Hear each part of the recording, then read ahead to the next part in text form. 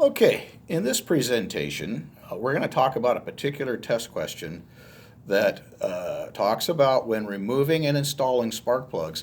When I remove a spark plug from a particular cylinder, I'm going to take it out of this one and it's going to go to next in firing order and move from the top to the bottom. And we're going to discuss why that is.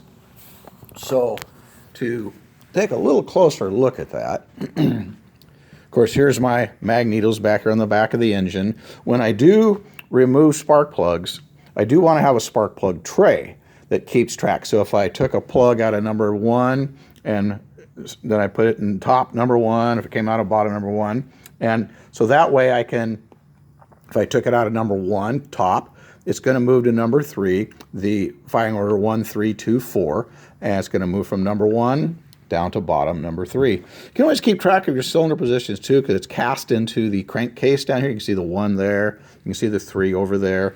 Also, your spark plug leads where they go are also marked. This one has a T1 on it. You can see in the picture there just above my thumb. And also, spark plugs are a direct indicator to what the operating conditions are in the cylinder. So if a cylinder is running lean, my spark plug is going to be a little lighter in color. If it's running rich, it'll have that black sooty look to it. So on. So that's, and you can keep track of where that is. Also, when the spark plugs come out, they're quite hot, so it gives us a quick place to put them so we're not dropping them.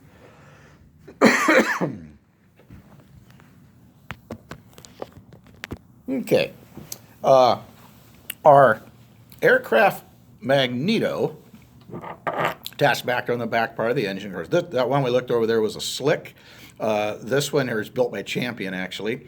This one here is an older Bendix magneto, now built by Continental Engine Company, called a TCM magneto.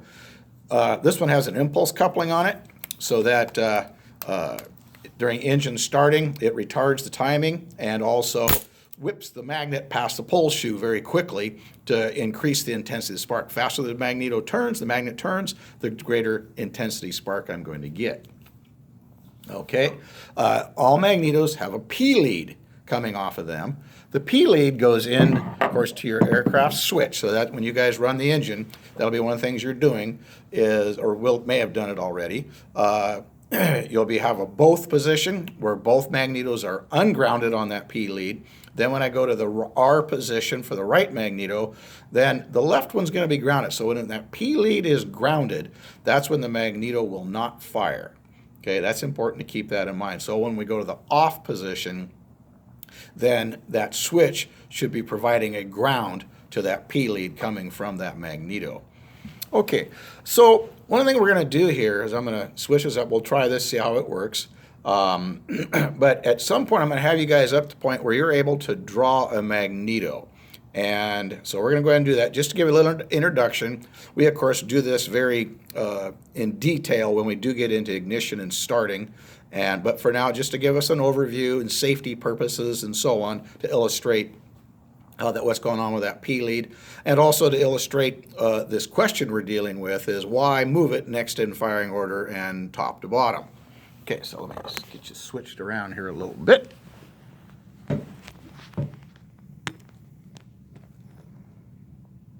And hopefully I got that lined up okay. Okay, so when I draw a magneto, I start off by drawing the magnet. So I put my magnet here in the center. And the magnet typically are going to be a 2-pole. There are some 4-pole magnets out there, but the magnet is going to have this I'm going to put a north and a south on here. Then a magnet, next thing I'm going to put is my magnetic circuit. So I got the magnet that's surrounded by what we call the pole shoes. And then that's going to come up here, come across, come back down, and whatever. There we go. Okay. So there I've got my pole shoes on here. So you got pole shoes, pole shoe extensions. And then that comes up to our coil that sits up here. And the coil is going to be mounted into these pole shoes by a whole little series of soft lamination. It's called the coil core. The coil core then is surrounded by what we call the primary winding of the coil. about 100 turns of a fairly thick wire. Okay, and then it's just going to come over here and basically go to ground on one end. The other end of it, I'm going to kind of extend this out so we can see this a little bit better here.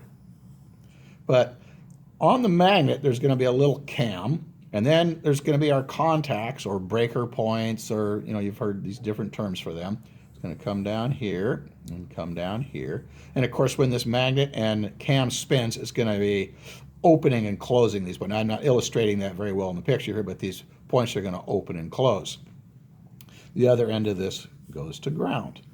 Okay. So the complete circuit of our primary circuit is ground through the primary winding, down here and up through the contacts and to ground. I'm going to go ahead and add that primary lead going into the switch in here at this point too, coming off of here and goes into our switch. And I'll pretend this magneto is not wanting to run, so I've got it grounded. So I'm either unconnecting or connecting this to ground on that primary lead coming off there. Just for purpose right now, in parallel with the points, they also have a condenser that helps prevent arcing at the points here, so the points don't have premature burnout on the contact. So that's our condenser we've drawn in there. Okay, then that's basically our magnetic circuit and our primary circuit. Coming off of the coil, there's a common connection here, and I'm going to have my secondary now. I'm kind of drawing in red here. We'll have many thousand turns of wire that come up off of this, and of course this goes up here to connects to my rotor, which of course is surrounded by the distributor electrodes. Those distributor electrodes, of course, one of those will go out to a spark plug, and then of course there's my spark plug ground on there. Of course, our spark plugs, you got your center electrode on that guy surrounded by the ground electrodes. Your primary or your wire that connects into that spark plug, has a special connector on the end. As we mentioned, they're labeled where do they go as it comes down that wire. Okay, now I'm going to explain very quickly how the magneto works. And like I say, just kind of listen, maybe you can rewatch this video, whatever. But right now the magnet is in what we call the full register position. So I have a maximum number of lines of flux coming out of this magnet. They flow out of the north and back in the south. So magnetic lines of flux come out of the north and into the south. So as that's happening, with my points closed, I'm coming up here and I am inducing a current flow into this primary winding, because it goes and you guys probably learned that back in general with your starter motors and all various things, but lines of flux flow through the coil core, induce a current flow in the primary, coming down through here. And of course, if we're on, the switch is open, so I can't go to ground that way. I'm going to come up through the contact breakers and go to ground again. And so that's my current flow path through the contacts to ground. Then what happens as the magnet rotates up here to the neutral position and then slightly beyond so when it's straight up and down, where the north would be up here and the south here as it rotated around, that's what's called the neutral position. Points are still closed. And then when the magnet rotates about just over here, where the north would be here and the south would be here, now the lines of flux would want to flow this way. But they can't, because there's a law, Lenz's law it's called, where I induced the current flow already, and that primary winding helps to almost, in effect, kind of keep sucking the line, forcing them to still come out of what was the north over here. Although not as strong as it was, but it's still happening. But then about 10 degrees after the neutral position, get over to there, the points open, and I break that path to ground. Then what happens is there's a huge surge of magnetic lines of flux in the opposite direction going up this way. and and the original field collapses, disappearing, making an open path for these lines of flux to start flowing this way. But again, the points are open, so I will not be inducing a current flow into the primary. I can't get there. But what happens is these lines of flux are going to go find ground through the secondary circuit, through the spark plug, and to ground, because the spark plug, of course, is grounded down here. Because there is that common connection where it would like to flow in the primary, but that path has been broken by the contacts opening up. So here comes the lines of flux here. They're now linking through the secondary up through the distributor. Does jump a small air gap from the rotor finger to the distributor electrode. Out through the spark, of course, has to jump the gap at the spark plug and go to ground that way.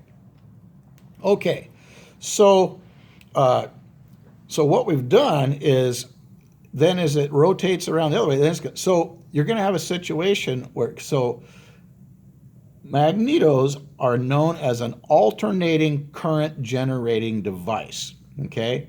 So one time the current is going to be flowing up this way down the wire that direction. When it swaps around and goes the other way, the next time it's going to be going the other direction, going up the wire. Yeah, so it's kind of crazy, but yeah, so one time the current flow is coming down the spark plug, jumping from the center electrode to ground. In the next cylinder, cylinder number 3, if I start off with number 1, then it's going to go from the center, or the ground, up through the center and up the wire back to the magneto that way. Okay, so on a spark plug, just like if I'm jumping, we know that if I jump and I take off wherever I land, then I'm going to cause more wear. So if I jump, so the same thing on a spark plug here, if it's firing from the center electrode to ground, it's going to put more wear on the ground electrodes in there. So simply then, to even out the wear on the spark plug in the first 100 hours of operation, where the spark's landing on the ground, then so when I go to the next 100 hours, I'm going to put that spark plug in cylinder number 3, bottom, and so now I'm going to be jumping from the ground electrode to the center. So that helps to even out the wear on the spark plug and prolong its life. The other thing is why top to bottom. Bottom spark plugs tend to accumulate more lead and carbon, and they just get a little more cleaning abuse when they go to get cleaned. And so just because the bottom spark plug lives a little bit tougher life and more abusive cleaning, than we move it to the bottom. Where it lived luxurious life in the top, then we put it into its little harsher life in the bottom, and then of course moved it from. So cylinder number 1 being the first one to fire, where it was going down the wire. Cylinder number 3, the next one to fire, bringing it back up the wire. So we want to get at a point at some point in time where you guys are able to do this, where you're able to draw out your magneto circuit, because it's very beneficial in troubleshooting and taking a look at what might be going on, why a cylinder is misfiring and stuff. Yeah, so the stuff in the green is all known as a primary. So if you have a primary malfunction, that can affect all the cylinders. And typically in red here, where we have the secondaries, you got your secondary winding, you got the distributor and rotor and all that, and you got your spark wire and spark plug. That's known as a secondary. So if you have a secondary circuit malfunction, that usually affects just one cylinder, which then helps you in your analysis of troubleshooting what might be going on. Okay, so because then answering that test question, why, when removing and replacing spark plugs, we move it from the one cylinder to the next cylinder in the firing order and top to bottom, is because the magneto is an alternating current generating device. So just like on our electrical circuits, the homes and stuff we live in, where we have alternating current, because the electrons are flowing down the wire one way, and then basically shuts down, that sine wave you learned back in general, then it's going to be going the other way. So the same thing happens on that spark going down the lead. And then, so there's other test questions that play into that as well too. Is, when it's going the one direction, yep, the current's actually flowing through the engine structure, and then from the ground jumps the gap backwards, puts more wear on that center electrode, and up the wire it goes. And so alternating current generating device is the reason we have to do that with our aircraft spark plugs. Not so with automotive. Automotive being either current flow from the battery being a direct current, so do not have that problem with the automotive type stuff. Okay, that wraps that up.